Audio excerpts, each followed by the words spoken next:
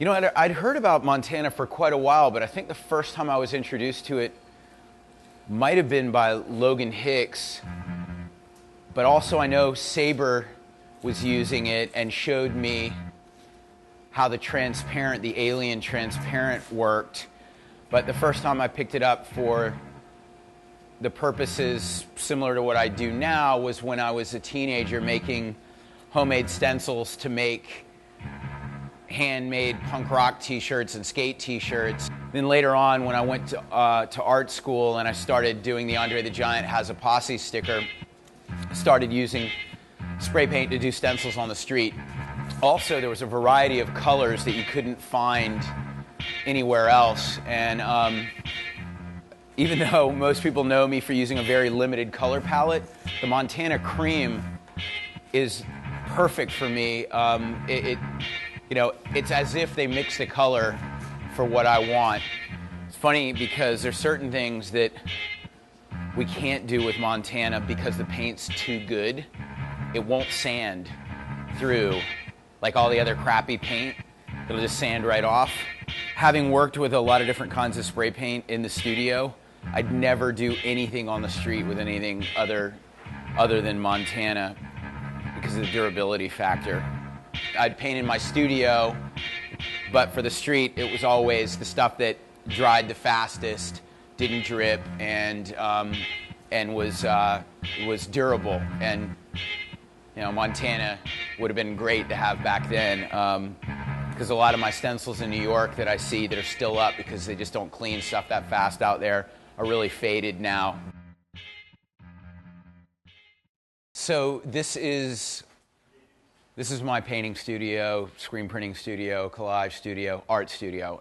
It's initially was called Studio Number 2 because the design studio is called Studio Number 1, but then we just decided to call it The Deuce.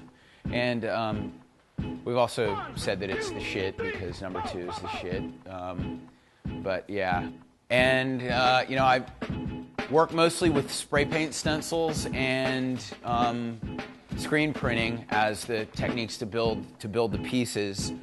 These are all racks of spray paint stencils and collaged papers. I work on top of paper that's been collaged. These are some screen prints on top of collage that still need to be touched up.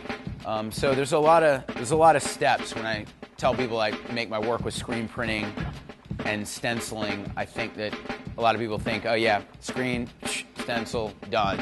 But there's a lot of fine-tuning, editing, different steps in the process, layering that go into the pieces. I'm always doing a lot of bombing on the street and murals on the street, so these are all posters that will be used for outdoor installations. My techniques of using stencils in my work as a fine artist came from using stencils to bomb on the street and also to make things like t-shirts and customize my studio walls. But all the techniques I use in my art are things that I think any average 17-year-old could figure out.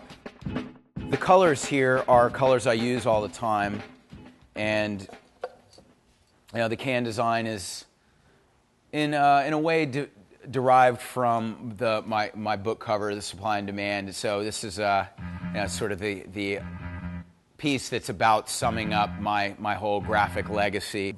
Yeah, it's an honor to work with these guys and have a custom can because so many great artists use Montana, and I'm really probably not worthy, but I'll take it. I'm happy about it.